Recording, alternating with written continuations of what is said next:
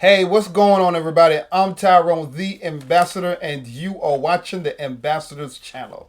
Once again, thank you for tuning in. As you know, I'm always excited when you come back and check out the channel. Go ahead and stick around till the end. Leave a comment. Let me know what you think about the channel. Let me know what you think about today's topic.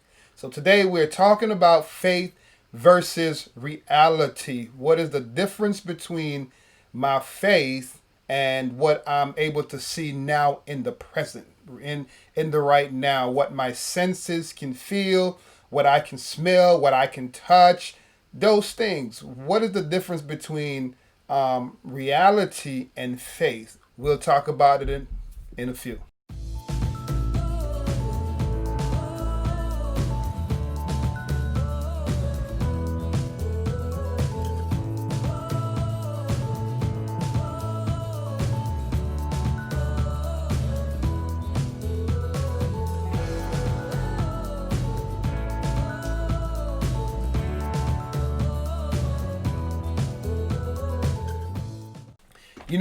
One of the misconceptions concerning faith for a lot of people is that it only pertains to spirituality, religious belief.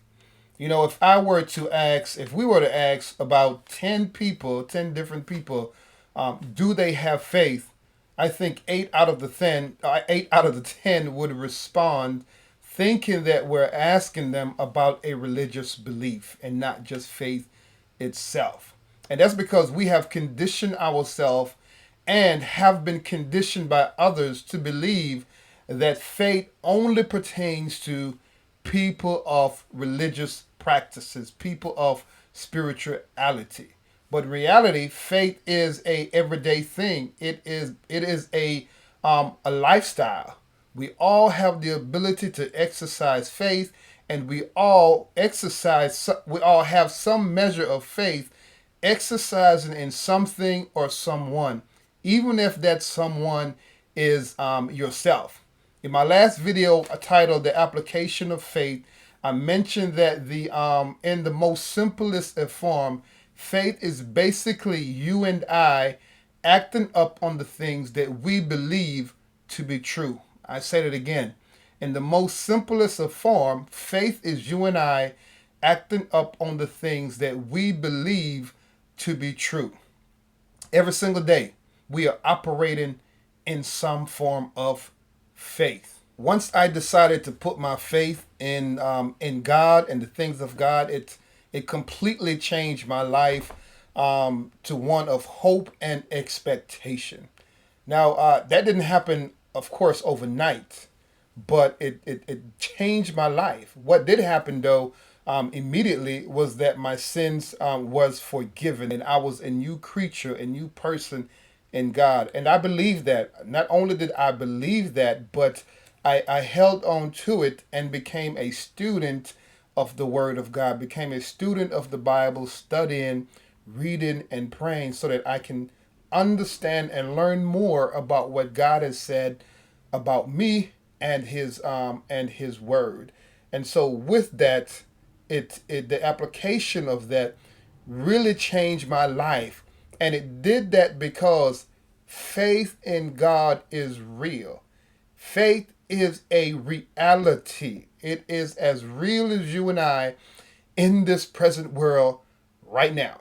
It is as real as you sitting down wherever you are watching this video of me talking about faith versus reality. Faith is not something make believe. Faith is not something that is in the air that we hope where we just hoping for something to happen out of nothing, or where we just it's just a train of thought to make someone feel good or have some type of expectation. No, it's not. It is absolutely real. Let's take a look at Hebrews 11 and 1 and see what the Bible has to say about reality and faith. What the Bible is really trying to show us about what we see now and how does the unseen plays a part in what we see now. Let's take a look at it. So Hebrews 11 and 1 says, "Now faith is the substance of things hoped for, The evidence of things unseen.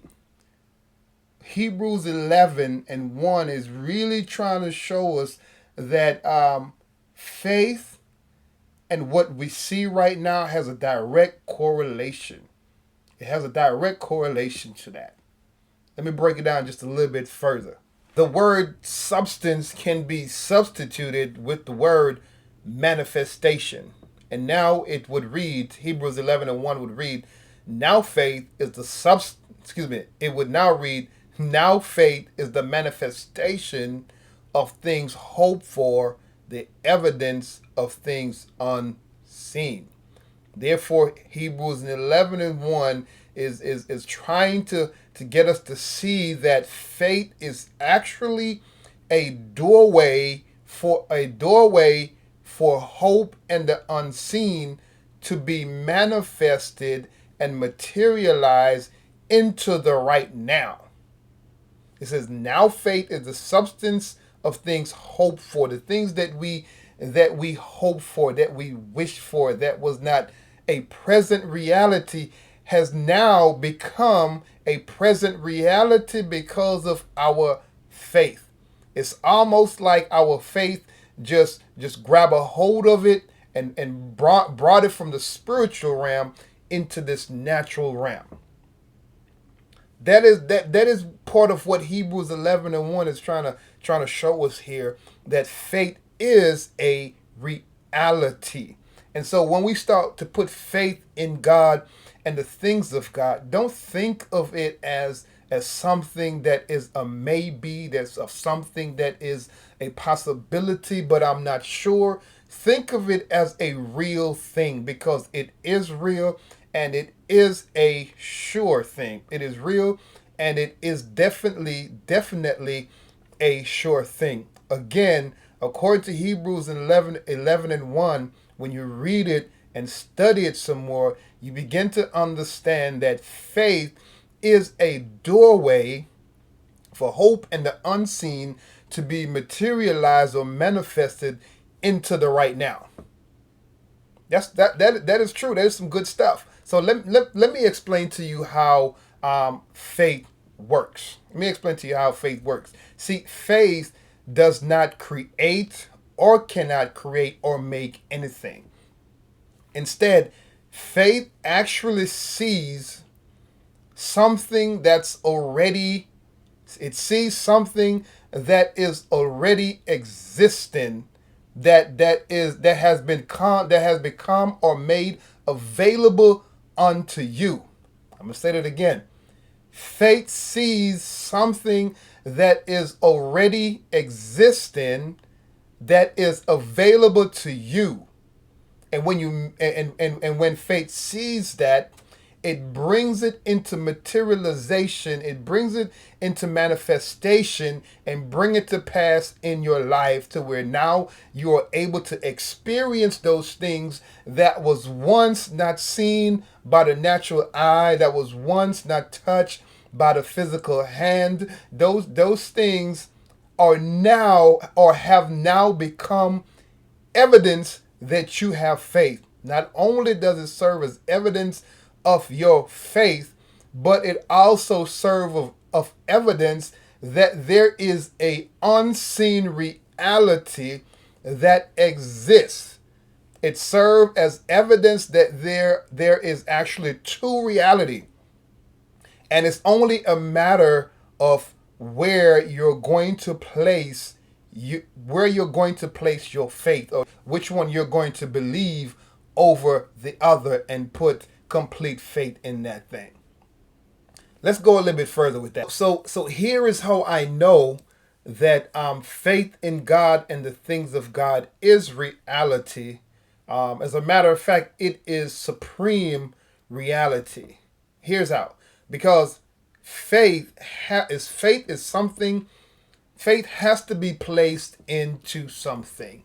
It has to be placed into something or someone. That's why Romans 10 and 17 says that faith cometh by hearing, and hearing of the word of God. Now, me hearing the word of God is not what given me faith. What it's saying is, though, me hearing the word of God gives me something for me to exercise my faith in. Hearing the word of God gives me the opportunity to exercise my faith into that thing, or into God. That's what it does. That's exactly what it does. So here is what God has to say about his word. He said that heaven and earth will pass away, but my word will not pass away. In other words, the God and the things of God will remain forever. God and the things of God are eternal. And as long as I hold firm to those things, as long as I mix my faith with the things I'm hearing, it is a sure thing. It will happen. It will come to pass in my life because God has already spoken it. God has already established it. And all I have to do, is allow my faith, to bring it into manifestation, bring it into the right now. That's it.